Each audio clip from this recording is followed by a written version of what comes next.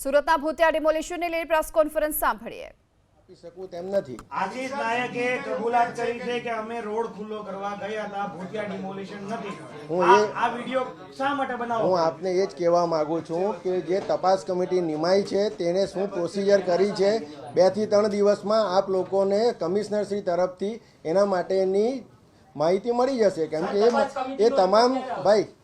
એ તમામ તપાસ કમિટીનો report municipal commissioner રજૂ થશે અને જો એના પર કોઈ પણ એક્શન લેવાના હોય તો મ્યુનિસિપલ કમિશનર શ્રી લેશે અને જો શાસકોને પાસે પણ એમાં એક્શન લેવાની જરૂર પડશે તો અમારા તરફ સ્થાયી સમિતિ અને સામાન્ય સભામાં એની દરખાસ્ત કરશે। પણ હજુ તમને એવું લાગતું નથી કે જરૂર છે? 70 લાખ લોકો વતી આ પ્રશ્ન છે, તમને એવું હજી નથી લાગ્યું કે આમાં જરૂર છે તમારે હસ્તક્ષેપ કરવાની? આમાં અમે હસ્તક્ષેપ કરીને જ તપાસ ચાલુ કરાવી છે, એ આપને ખબર જ છે।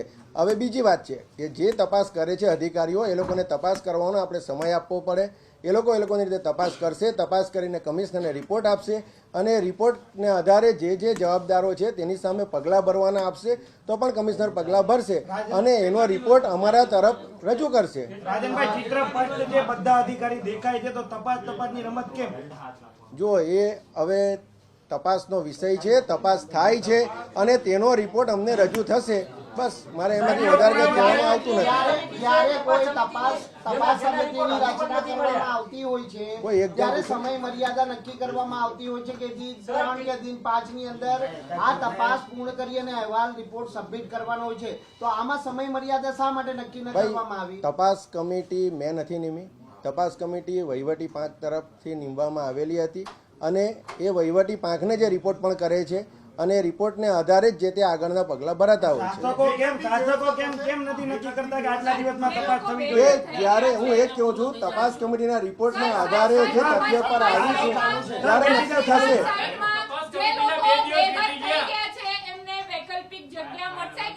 એ આજે હું જવાબ આપી શકું તે પરિસ્થિતિ નથી। તપાસ કમિટીના રિપોર્ટને આધીન જ અમે કોઈ પણ જવાબ આપી શકીએ। હું આખી જવાબ આપી દીધા તમને, મારા પર્યુમાં જેટલા જવાબ આપવાના છે મેં તમને આપી દીધા છે। જે મારા જેટલા જવાબ આપવા જોઈતા હતા એના જવાબ તમને આપ્યા છે।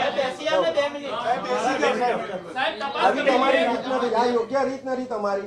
હું તમારા બધા જવાબ મેં આપ્યા જ છે। મીડિયાને માર્યા ત્યારે પણ યોગ્ય રીત નથી સાહેબ। અહીંયા તમારા માર્ગદર્શન તમારી સાથે મેં સારી રીતે વાત કરીને આ યોગ્ય રીત નથી, આ યોગ્ય રીત નથી। તમે તો બેસો છો, તમે તો તમારી પાસે તમને સારી અપેક્ષા છે। એટલા માટે મેં સારા જવાબ આપ્યો, તમે ખોટા વાત કરો છો એટલા માટે લાઈવમાં તમે મતલબ તપાસ સમિતિના જે સભ્યો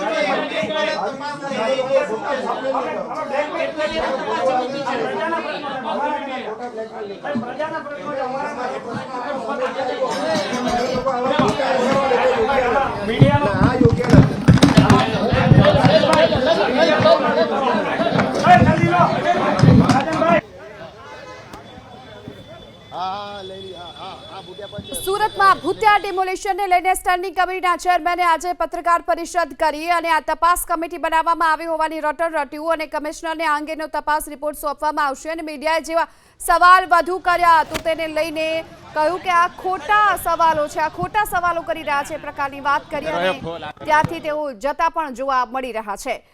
તો તપાસ કમિટી બનાવવામાં આવી છે, તપાસ કમિટી તપાસ કરશે, રિપોર્ટ આવ્યા બાદ કાર્યવાહી કરવામાં આવશે અને તપાસ માટેનો સમય આપવો પડે। સ્ટેન્ડિંગ કમિટીના ચેરમેન રાજનભાઈ પટેલ કે જેમણે આ પત્રકાર પરિષદ કરી અને તેમાં મીડિયાએ જે સવાલો કર્યા તો અમુક સવાલોના જવાબો પણ આપવાથી તેઓ બચતા જોવા મળ્યા। કોના ફોનથી ડિમોલિશન કરાયું તેને લઈ અત્યારે તો ચારેકોર ચર્ચા પણ ચાલી રહી છે અને એવામાં હવે કોર્પોરેશન જે પ્રકારની વાત કરી રહ્યું છે, તપાસના નામનું આ રટણ છે અને ભૂતિયા ડિમોલિશનને લઈને અત્યારે જોવા મળી રહી છે તો ચારેકોર ચર્ચા। કોના ફોનથી ડિમોલિશન કરાયું તેની અત્યારે ચર્ચા ચાલી રહી છે।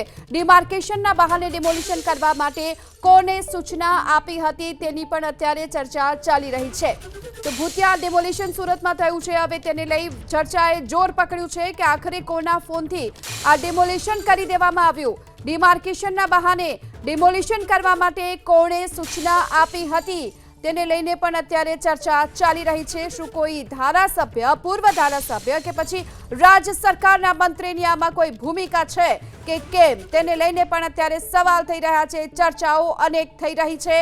ત્યારે ભૂતિયા ડિમોલિશનને લઈ કોના સૂચનાથી આ ડિમોલિશન કરવામાં આવ્યું, ડિમાર્કેશનના બહાને કોણ ડિમોલિશન કરી ગયું તેને લઈ ચારે તરફ થઈ રહી છે ચર્ચા. તો બીજી તરફ સ્ટેન્ડિંગ કમિટીના ચેરમેન રાજન પટેલ કે જેઓ મીડિયાના સવાલોથી ભાગતા જોવા મળ્યા. સવાલો કેટલા છે પરંતુ તેના જવાબ આપતા નથી. કોર્પોરેશનના આ અધિકારીઓ છે, જે પદાધિકારીઓ છે, તેઓ હાલ જવાબ આપતા બચી રહ્યા છે. આખરે ચર્ચા એ ચાલી રહી છે કે કોના ફોનથી આ ડિમોલિશન કરી દેવામાં આવ્યું.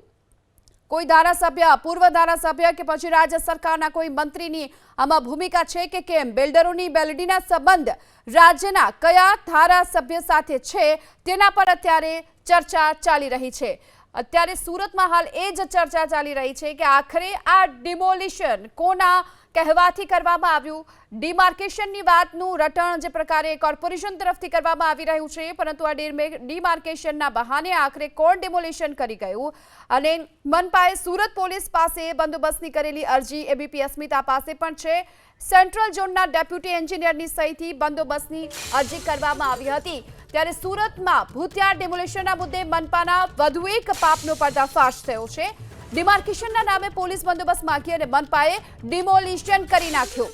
મનપાએ ડિમાર્કેશન માટે 21 મેના પોલીસ બંદોબસ્ત ફાળવવા માટે એક પત્ર લખ્યો હતો. ડિમાર્કેશનની કામગીરી માટે બંદોબસ્ત ફાળવવા માટે ચોક બજાર પોલીસને આ અંગેની અરજી કરવામાં આવી હતી. ડિમાર્કેશન માટે બંદોબસ્ત ફાળવવાની અરજી 22 મેના ચોક બજાર પોલીસમાં ઇન્વર્ટ થઈ હતી અને મનપાએ સુરત પોલીસ સામે બંદોબસ્તની જે અરજી કરી હતી તે અત્યારે એબીપી અસ્મિતા પાસે છે. સેન્ટ્રલ ઝોનના ડેપ્યુટી એન્જિનિયરની સહીથી બંદોબસ્તની અરજી કરવામાં આવી હતી. સ્ટાફની સલામતી, સુરક્ષાના હેતુસર આ પોલીસ બંદોબસ્ત માંગવામાં આવ્યો હતો અને 30 મેના સવારે 9 વાગ્યાથી પોલીસ બંદોબસ્ત ફાળવવા માટેની અરજી કરાઈ હતી. ડિમાર્કેશનની કામગીરી પૂર્ણ ન થાય ત્યાં સુધી પોલીસ બંદોબસ્તની માંગ કરવામાં આવી. વોર્ડ નંબર 7ના નોંધ નંબર 1268 અને 1268 વાળી જગ્યા માટે આ પોલીસ બંદોબસ્ત માંગવામાં આવ્યો હતો, જેને લઈ અરજી થઈ હતી. 40 ફૂટની લાઈન દોરીની કામગીરીને લઈને પોલીસનો બંદોબસ્ત માટેની અરજી થઈ. ભૂતિયા ડિમોલિશનમાં એન્જિનિયર સુજલ પ્રજાપતિ અત્યારે શંકાના દાયરામાં છે. સુજલ પ્રજાપતિએ પોલીસની હાજરીમાં ડિમોલિશનની સૂચના આપી હતી. સુજલ પ્રજાપતિ પોતાનો ઝોન ન હોવા છતાં પણ સ્થળ પર ત્યાં હાજર જોવા મળ્યો હતો. જેમનો ઝોન હોય તે અધિકારીઓને સુજલ પ્રજાપતિએ સાઇડલાઇન કરી દીધા હતા. આ સાથે જ સુજલ પ્રજાપતિ જે વિભાગનો કાર્યપાલક એન્જિનિયર છે તેના એક પણ અધિકારી ત્યાં હાજર ન હતા. આ સાથે સુજલ પ્રજાપતિએ શ્રીરામ એજન્સીને મશીન લાવવા માટેની પણ સૂચના આપી હતી અને શ્રીરામ એજન્સીને 3 પોકલેન 2 જેસીબી લઈ આવવા માટેની સૂચના આપવામાં આવી હતી અને ત્યારબાદ આ ડિમોલિશન કરી દેવામાં આવ્યું હતું. તો 40 ફૂટની લાઈન દોરીની કામગીરીને લઈ અને પોલીસ બંદોબસ્ત માંગવામાં આવ્યો હતો અને જે અરજી કરવામાં આવી હતી મનપાએ સુરત પોલીસ પાસે જે બંદોબસ્ત માટેની અરજી કરી હતી તે અત્યારે એબીપી અસ્મિતા પાસે છે અને સેન્ટ્રલ ઝોનના ડેપ્યુટી એન્જિનિયરની સહીથી જ આ બંદોબસ્તની અરજી કરવામાં આવી હતી. તો સુરતના આ ભૂતિયા ડિમોલિશનને લઈને અનેક સવાલો પર થઈ રહ્યા છે. ચર્ચા પર ચારેકોર થઈ રહી છે કે આખરે આ ભૂતિયા ડિમોલિશન કરવાની સૂચના કોણે આપી હતી. એવામાં આપને પણ જણાવી દઈએ કે હાલ તો જે 40 ફૂટની લાઈન દોરીની કામગીરી છે તેને લઈ જે પોલીસ બંદોબસ્ત માંગવામાં આવ્યો હતો અને આ પોલીસ બંદોબસ્તની જે અરજી કરવામાં આવી હતી તે એબીપી અસ્મિતા પાસે છે. આ સાથે જ હવે ભૂતિયા ડિમોલિશનના મુદ્દે ચારેકોર થઈ રહી છે ચર્ચા. કોના ફોનથી આખરે આ ડિમોલિશન કરવામાં આવ્યું તેની ચારેકોર ચર્ચા. ડિમાર્કેશનના બહાને આ ડિમોલિશન કરવા માટે કોણે સૂચના આપી હતી? શું કોઈ ધારાસભ્ય, પૂર્વ ધારાસભ્ય કે પછી કોઈ રાજ્ય સરકારના મંત્રીની ભૂમિકા છે કે કેમ તેને લઈને સવાલ ઉઠી રહ્યા છે.